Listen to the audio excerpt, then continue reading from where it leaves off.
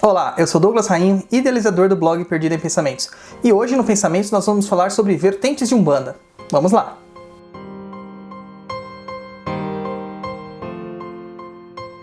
Esses dias aí, enquanto eu estava navegando pelo YouTube, uma das sugestões que o YouTube me mandou foi o vídeo de uma moça, uma youtuber, falando sobre Umbanda. E ela falava sobre vertentes de Umbanda. Quando eu vi aquele vídeo, eu falei assim, poxa, tomara que tenha alguma informação interessante aqui, e não o mesmo blá blá blá de sempre. Porém, qual foi a minha surpresa ao ouvir um monte de blá blá blá, cheio de erros conceituais?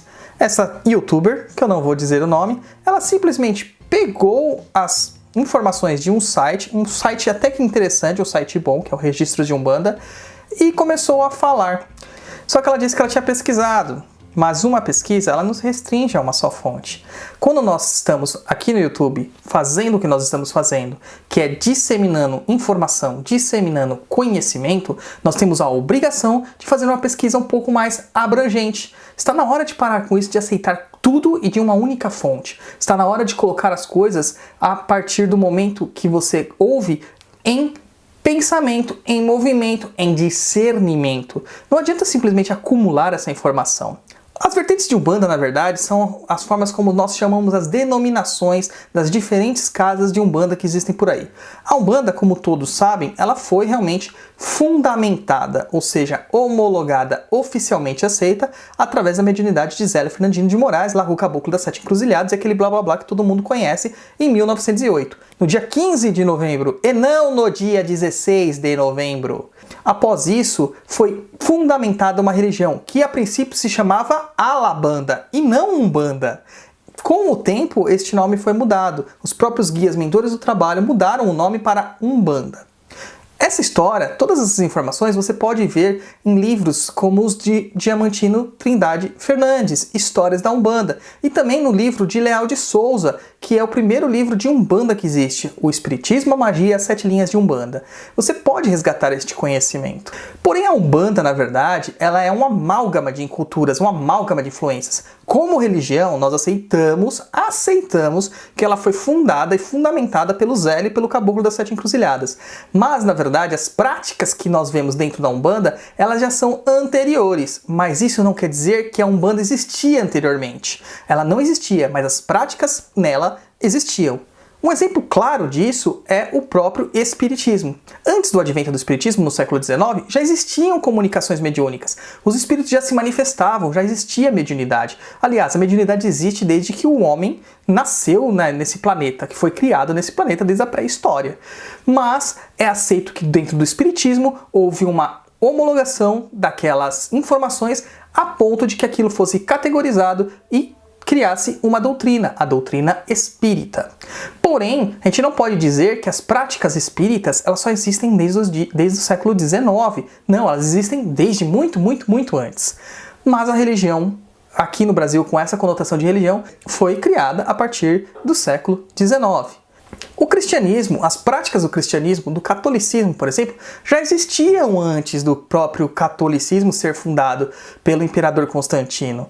Eles existiam, eram praticados pelos povos do cristianismo primitivo. Mas o cristianismo como catolicismo, entre aspas, porque isso é uma questão cultural, acaba sendo uma questão histórica e vai tomar essa conotação só depois, perto da Reforma, ele começa a ser visto, ser trabalhado, ser talhado a partir do ano 300 para frente, mais ou menos.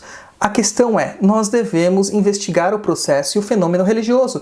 Não existem religiões puras. Nós vamos ficar procurando pureza doutrinária? É impossível achar. Então não existia Umbanda antes de 1908. Existiam práticas similares a Umbanda antes de 1908. Práticas essas que nós conhecemos também hoje, nos dias de hoje, como Candomblé de caboclos, Candomblé de almas, Encantaria e várias outras que poderiam tomar esta denominação, que é o trabalho dos espíritos incorporando ou acostando para transmitir suas informações, seus ensinamentos. Mas a gente não pode ficar com esse blá blá blá de ficar regurgitando informações que a gente vê na internet. A pesquisa, quando você se coloca numa posição de pesquisador, posição onde que você vai difundir mensagens, difundir conhecimentos, é que você precisa pesquisar e não só ficar fazendo ceninha aqui na internet para aparecer para os outros.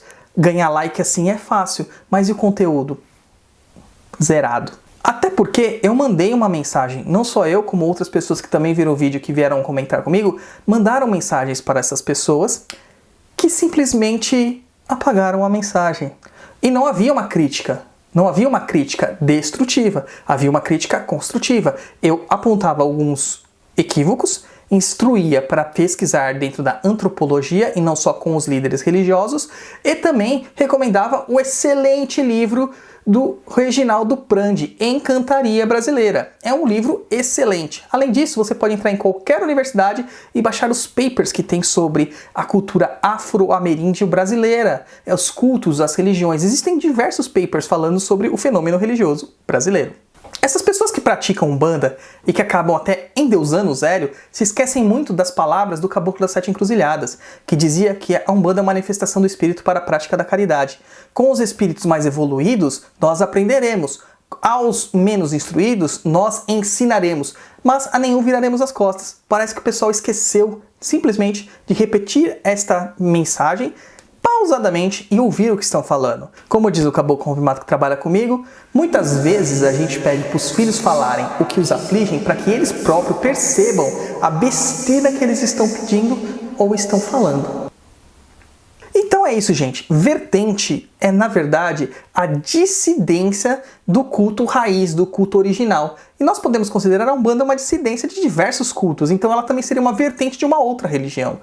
Esta é uma consideração, mas como nós criamos a religião de Umbanda e nós damos as vertentes dentro da Umbanda como ramificações dentro dela, nós temos que seguir o pilar central, que é a prática da caridade. Caridade, humildade e simplicidade. Esta é a prática de Umbanda. Para saber sobre vertentes de Umbanda, você tem diversos locais, diversas informações.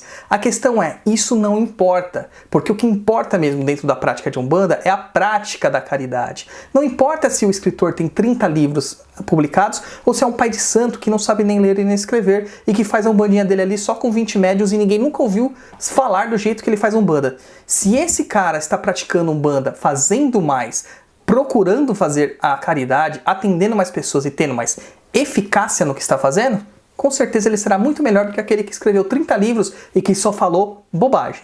Então esse foi o pensamento sobre vertentes, ácido como sempre, e eu peço para você entrar lá no nosso blog Perdido em Pensamentos, www.perdido.co, e acompanhar todas as nossas transmissões aqui no YouTube, no Caminhos Podcast ou em outras plataformas que nós disponibilizamos.